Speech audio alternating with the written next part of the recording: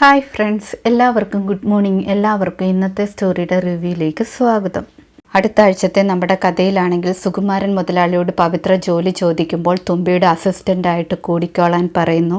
പവിത്ര അപ്പോൾ പറയുന്നുണ്ട് കാര്യങ്ങളൊക്കെ പഠിക്കാൻ വേണ്ടി തുമ്പിയുടെ കൂടെ ഒരു ദിവസം ഫുള്ള് ചിലവാക്കണമെന്നൊക്കെ. തുമ്പി അപ്പോൾ പറയുന്നുണ്ട് പവിത്രയുടെയും ഗിരിജയുടെയും അടുത്തേക്ക് തന്നെ വരാമെന്ന്. അങ്ങനെ തുമ്പിയാണെങ്കിൽ അവരുടെ അടുത്തേക്ക് ചെല്ലുകയാണ്. തുമ്പിക്കാണെങ്കിൽ പവിത്രയും ഗിരിജയും ജ്യൂസ് കൊടുക്കുന്നു. അതിലാണെങ്കിൽ മദ്യം കലർത്തിയാണ് കൊടുക്കുന്നത്.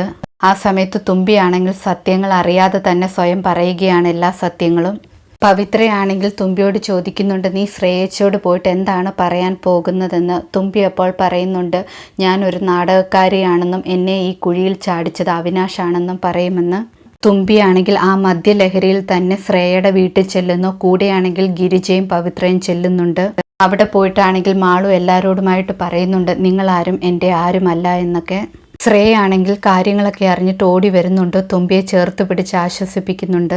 പക്ഷേ അവിനാശാണെങ്കിൽ ശ്രേയെ വീണ്ടും വേറൊരു കള്ളം പറഞ്ഞ് വിശ്വസിപ്പിക്കുകയാണ്. കൊച്ചു ഡോക്ടറാണ് തുമ്പി ഇങ്ങനെ പറയാൻ കാരണമെന്നും അവളാണെങ്കിൽ കൊച്ചു ഡോക്ടറിൻ്റെ കൂടെ ജീവിക്കാനും ഇറങ്ങിപ്പോകാനും ആഗ്രഹിക്കുന്നുണ്ട്. അതുകൊണ്ടാണ് അവൾ ഇങ്ങനെ കള്ളം പറയുന്നതെന്നൊക്കെ സൂചിപ്പിക്കുകയാണ്.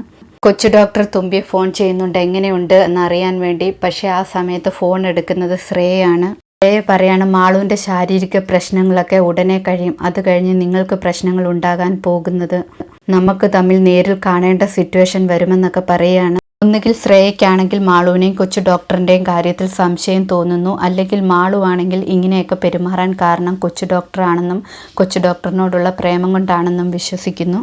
ഇതൊക്കെയാണ് അടുത്ത ആഴ്ചയിലെ കഥയുടെ വിശേഷങ്ങൾ. പുതിയൊരു വീഡിയോയുമായി വീണ്ടും കാണാം. താങ്ക്